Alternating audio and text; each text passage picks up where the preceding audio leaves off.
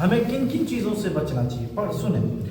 وعن النعمان بن بشیر قال قال رسول اللہ صلی اللہ علیہ وسلم الحلال بین والحرام بین وبینہما مشتبہات۔ حضرت نعمان ابن بشیر رضی اللہ تعالیٰ عنہ سے یہ حدیث پاک مروی ہے۔ حضرت نعمان ابن بشیر رضی اللہ تعالیٰ عنہ کہتے ہیں کہ آقا صلی اللہ علیہ وسلم نے ارشاد فرمایا حلال یہ بھی واضح ہے، حلال جو ہے، جو چیزیں حلال ہے اس کو صاف صاف بیان کر دیا یہ حلال ہے تمہارے لیے، اور جو حرام ہے آقا صلی اللہ علیہ وسلم فرماتے ہیں جو حرام ہے وہ بھی واضح ہے، مگر ان حلال اور حرام کے بیچ میں ایک چیز اور ہے۔ آپ صلی اللہ علیہ وسلم فرماتے ہیں مشتبہات چیز ہے۔ ابھی مشتبہات کے مطلب سمجھو، کہتے ہیں کہ لا یعلمہن کثیر من الناس فمن اتقل شبہات استبرأ لدینہ وعرضہ۔ آپ صلی اللہ علیہ وسلم کہتے ہیں کہ بہت لوگ اس کو جانتے نہیں ہیں، مشتبہات کو جانتے ہی نہیں کہ یہ مشتبہات کیا ہے۔ شبہ والی چیز، شک والی چیز کو مشتبہات کہتے ہیں۔ حضور کہتے ہیں کہ ایک حلال اور حرام کے بیچ میں ایک اور ہے، وہ ہے شک والی چیز، اور آقا صلی اللہ علیہ وسلم نے فرمایا وہ شک والی جو چیز ہے لوگ اس بہت سارے لوگ نہیں جانتے اس کو، اور آپ صلی اللہ علیہ وسلم فرماتے ہیں اور جو شبہات و شک و شبہ کی والی چیز کو چھوڑ دیا، آپ صلی اللہ علیہ وسلم کہتے ہیں کہ اس نے اپنے دین اور اپنی عزت دونوں بچا لیا۔ سبحان اللہ۔ ایک دین، اور سب سے پہلی بات تو دین ہمارے لیے ہے نا، تو آقا صلی اللہ علیہ وسلم نے فرمایا جس میں شک ہے اس چیز کو اگر چھوڑ دیا بندہ تو اس نے اپنے دین اور اپنی عزت دونوں بچا لی۔ کیسے بچا لیا؟ ابھی وہ پہلے حدیث پوری سنیے۔ پھر آپ صلی اللہ علیہ وسلم فرماتے ومن وقع فی الشبہات وقع فی الحرام۔ آپ صلی اللہ علیہ وسلم فرماتے اور جو بندہ شبہات میں پڑ گیا، جو بندہ شبہات میں پڑ گیا، اب شبہات کس کو کہتے ہیں؟ جس میں شک ہو جائے کہ یہ کھانا حلال ہے یا حرام ہے۔ آپ صلی اللہ علیہ وسلم فرماتے ہیں کہ جو بندہ شک والی چیز سے بچا تو وہ تو اس کے لیے بہتر ہے کہ اس نے دین اور اپنی عزت دونوں بچا لی، اور آپ صلی اللہ علیہ وسلم نے فرمایا اور جس نے شک والی چیز استعمال کیا کہ یہ حلال ہے یا حرام ہے، مگر شک تھا اس میں، اس کو واضح ہی نہیں تھا کہ یہ حرام ہے یا حلال ہے، مگر اس نے استعمال کر لی۔ آپ صلی اللہ علیہ وسلم کہتے ہیں جو بندہ شبہات میں پڑ گیا وہ حرام میں پڑ گیا، جو شک والی چیز کو استعمال کیا وہ حرام میں پڑ گیا۔ اب حضور نے ایک مثال بیان فرمائی، اور حالانکہ شک والی چیز ہو تو وہ حلال ہے حرام ہے واضح نہیں ہے، بندہ پڑ گیا تو حرام کا حکم ہم نہیں لگا سکتے نا، مگر آقا صلی اللہ علیہ وسلم کہتے ہیں کہ حرام میں وہ پڑ گیا وجہ۔ اب ایک مثال کے ذریعہ آقا صلی اللہ علیہ وسلم نے بیان فرمایا، آپ نے فرمایا کر راعی یرعا حول الحما یوشک ان یرتع فی۔ آپ صلی اللہ علیہ وسلم فرماتے ہیں کہ یہ بندہ جو جس میں شک ہوتا ہے حرام ہے یا حلال ہے اس میں پڑا، اس کی مثال ایک چرواہے کی طرح ہے۔ وہ بکری وغیرہ اس زمانے میں چراتے تھے، اونٹ وغیرہ چراتے تھے۔ آپ صلی اللہ علیہ وسلم کہتے ہیں فرماتے ہیں کہ وہ ایک چرواہے کی طرح ہے۔ وہ چرواہا ایسی جگہ اپنے جانور کو چراتا ہے کہ جس کے بازو میں، سائڈ میں، ایک طرف میں، آپ صلی اللہ علیہ وسلم کہتے ہیں ایک جانب میں ایسا کھیت وغیرہ ہے، چراگاہ جس کو کہتے ہیں، جس میں چرائے جاتے ہیں۔ حضور فرماتے ہیں کہ ایسے چراگاہ کے پاس وہ اپنے جانور کو چرا رہا ہے کہ جانور اس میں کبھی جا سکتا ہے، ممکن ہے۔ مطلب کیا؟ کوئی بندہ جانور چرائے اور جانور کو عقل نہیں ہوتا، نفس ہوتا ہے، کھانے پینے کی ہر چیز کی نفس ہوتا ہے، عقل نہیں ہوتا۔ اب اس جانور کو تو معلوم ہی نہیں ہے کہ بھائی یہ ممنوعہ ہے یا مشروعہ ہے، یہ میرے لیے اس میں جانا درست ہے یا نہیں ہے۔ اسی طرح بندہ وہ جانور جائیں گے ہی، اور ہو سکتا ہے کہ جانور کو جتنا بھی روکے ممکن ہے، ہو سکتا ہے جا سکتا ہے۔ اسی طرح جو بندہ یہ شبہ والی اور شک والی چیز کو استعمال کر سکتا ہے، وہ بندہ ہو سکتا ہے کبھی نہ کبھی اس حرام میں پڑ ہی جائے گا۔ یہ ممکن ہے، محال نہیں ہے کہ جو بندہ شک میں پڑا ہوا ہے، اس کو پتہ ہی نہیں کہ حلال ہے حرام ہے، وہ استعمال کر رہا ہے اور وہ کبھی نہ کبھی حرام چیز کو کھا ہی لے گا، حرام چیز استعمال کر ہی لے گا، کیونکہ جانور کے طرح مثل حضور نے بیان فرمایا کہ جانور ہو سکتا ہے چلے جائے، جانور کو عقل تھوڑی ہوتا کہ اس میں منع کر دیا گیا تو نہیں جائیں گے، اور جس جگہ منع کر دیا جائے جانور اس میں زیادہ جاتے ہیں۔ آپ صلی اللہ علیہ وسلم نے چراگاہ کی مثال، چراگاہ سمجھ گئے نا، چراگاہ مطلب جہاں بکری وغیرہ اونٹ وغیرہ چرائے جاتے ہیں۔ اب آپ صلی اللہ علیہ وسلم نے فرمایا الا وَإِنَّ لِكُلِّ مَلِكٍ حِمًا، آپ صلی اللہ علیہ وسلم نے فرمایا کہ بے شک خبردار، آپ نے تاکیداً فرمایا، دو مرتبہ الا مطلب بھی خبردار ہوتا ہے، بے شک مطلب بھی ایک تاکید کیا جاتا ہے، سنو غور سے۔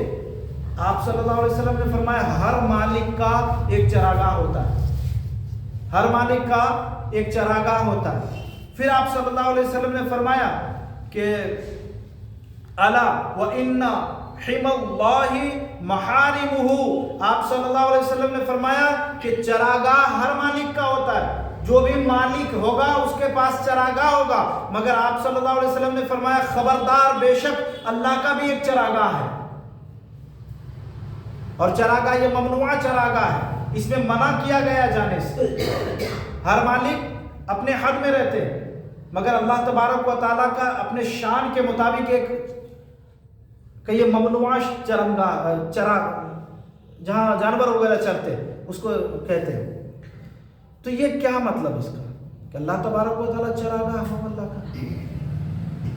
آپ صلی اللہ علیہ وسلم نے فرمایا ہے اللہ کا بھی چراگاہ، اور وہ کیا ہے چراگاہ؟ مطلب اس سے منع کیا گیا اس چراگاہ سے، اور وہ منع کیا ہے اللہ کے نزدیک کون سے چراگاہ ہے بندوں کے لیے؟ تو آپ صلی اللہ علیہ وسلم نے فرمایا محارمہ، حرام چیز جس سے اللہ تبارک و تعالیٰ نے منع کیا ہے وہی ممنوع چراگاہ ہے کہ بندہ اس سے بچ جائے۔ اللہ تبارک و تعالیٰ نے ہر حرام چیز کو واضح کر دیا ہے کہ یہ حرام ہے، مطلب یہ ممنوع مطلب منع کیا گیا ہے، اس میں نہیں جانا ہے تم کو۔ اور اللہ تبارک و تعالیٰ نے جانور کو تو عقل نہیں دیا مگر انسان کو عقل بھی دیا ہے، نفس بھی دیا ہے، تو دونوں چیز ہے۔ اللہ تعالیٰ نے جب نفس دیا، عقل دیا، تو اللہ نے اس کے لیے ایک چراگاہ رکھ دیا ہے کہ اس میں تجھے جانا نہیں ہے۔ اب جانور انسان بنے یا انسان رہے، وہ انسان پر ڈیپینڈ کرتا ہے کہ جانور بنے تو وہ جہاں منع کیا گیا وہاں بھی جا سکتا ہے جانور، کیونکہ اس کو عقل نہیں ہے، مگر انسان کو اللہ نے عقل بھی دیا ہے اور اس کے لیے منع بھی کر دیا کہ ادھر جانا نہیں ہے۔ اب انسان پر ڈیپینڈ کرتا ہے کہ وہ اب جانوروں کی طرح رہے یا انسانوں کی طرح رہے، اور جو انسان کی طرح رہنا چاہتا ہے وہ حرام چیزوں سے بچے۔ پھر آپ صلی اللہ علیہ وسلم نے فرمایا الا وَإِنَّ فِي الْجَسَدِ مُضْغَةً اذا صلحت صلح الجسد كله واذا فسدت فسد الجسد كله الا وهي القلب۔ اور یہی اصل ابھی اس کے بارے میں میں نے کئی مرتبہ تذکرہ کیا۔ آپ صلی اللہ علیہ وسلم نے فرمایا خبردار، بے شک کہ جسم میں ایک ٹکڑا ہے، ہمارے جسم میں ایک ٹکڑا ہے۔ آپ صلی اللہ علیہ وسلم فرماتے ہیں کہ جب وہ جسم کا ٹکڑا صحیح ہوگا، پورا جسم صحیح ہوتا ہے، اور آپ صلی اللہ علیہ وسلم فرماتے ہیں اور جب وہ ٹکڑا جسم کا جو ہے وہ خراب ہو جائے، فاسد ہو جائے، پورا جسم خراب ہو جاتا ہے۔ اور آپ صلی اللہ علیہ وسلم نے فرمایا الا وہی القلب، اور یہ دل ہے۔ جس بندے کا دل صحیح ہوگا، جس بندے کی نیت اچھی ہوگی، جو بندہ کوئی بھی کام کر رہا ہے اور اس میں نیت اچھی رکھی ہے تو اللہ تبارک و تعالیٰ اس نیت کے برکت سے بھی اللہ تعالیٰ اسے نوازتا ہے، اور اگر نیت خراب ہوئی چاہے وہ محنت پر محنت کر کے مر جائے پھر نہیں نوازا جائے گا۔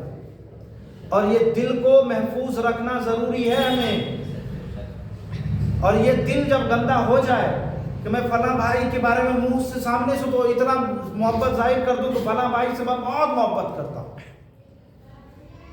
مگر اندرونی اعتبار سے میں ان سے نفرت کرتا ہوں، تو وہ محبت ہوئی؟ یہ تو مکاری ہوئی، دکھاوا ہو گیا کہ ان سے ملو تو محبت ظاہر کرو، اور نہیں بس پیچھے ہو تو اس کی برائیاں بیان کرو، نہیں، ہرگز نہیں۔ اس کو محفوظ رکھے، اور اگر اس کو ہم نے محفوظ رکھ لیا تو انشاءاللہ المولا ہمارا دنیا بھی کامیاب رہے گا اور آخرت بھی انشاءاللہ۔ مگر ضروری ہے کہ اس کو صحیح رکھنا ضروری ہے، مگر ہم اسی معاملے میں لگے رہے، ہم سامنے سے تو بہت اچھے ہوتے ہیں، اندر سے نہیں ہوتے۔ یہ سچ ہے کہ ہم سامنے سے ملے تو ارے بھائی آپ سے تو میں بہت محبت کرتا ہوں، اور پیچھے میں جانے کے بعد اسی بندے کو ہم گالی بکتے ہیں، اسی بندے کہتے ہیں یار اس میں تو یہ کمی تھی، یار اس میں تو یہ معاملہ تھا، یار اس نے تو یہ کیا تھا۔ اللہ کے بندے جیسا یہ منافقوں کی نشانی ہے کہ دل اس کا کچھ اور کہتا ہے اور زبان کچھ اور کہتی ہے۔ وہ قرآن میں کئی جگہ تذکرہ آیا کہ جب منافق مسلمانوں سے ملتے تھے تو قالوا آمنا، وہ کہتے ہم تو ایمان لے آئے، مسلمان ہو گئے، اور جب وہ اپنے شیطانوں یعنی اپنے ساتھیوں کے ساتھ جاتے کہتے ہم تو ان سے مذاق کرتے۔ یہ منافق کی نشانی۔ تو دل گندا ہو، چہرے پہ پروڈکٹ دنیا کے جتنے بھی استعمال کر لے کوئی کام کا، پتہ ہے کہ یہ چہرے خوبصورت ہیں مگر مٹی میں سب کو مل جاتا ہے۔ تو دل کو صاف رکھے، جو ہے سامنے سے ظاہر کر دے، بھائی آپ سے مجھے تکلیف ہے، میں آپ سے مجھے تکلیف پہنچی ہے، ظاہر کر دے تاکہ اس بندے کو بھی ریگریٹ محسوس ہو اور وہ اپنے آپ کو یہ کرے یار اس بندے نے مجھے کہا کہ اس کو تکلیف ہوئی، کون سی ایسی بات میں نے کہہ دی ان کو تکلیف ہوئی ہے۔ ہو سکتا ہے کہ وہ بندہ اللہ کے لیے معافی مانگ لے اور ہم اللہ کے لیے معاف کر دیں۔ تکلیف پہنچے تو ظاہر کر دے کہ بھائی مجھے آپ سے تکلیف ہے، دل میں نہ رکھے، اور دل میں رکھنے سے معاملہ اس کا نہیں بگڑتا، بگڑتا ہمارا معاملہ ہے۔ اور اس کو حضور نے فرمایا یہ بادشاہ ہے۔ انشاءاللہ اس کے کبھی موقع ملا تذکرہ کروں گا۔ اللہ تبارک و تعالیٰ سے دعا ہے کہ اللہ تبارک و تعالیٰ ہمیں زیادہ سے زیادہ نیک عمل کرنے کی توفیق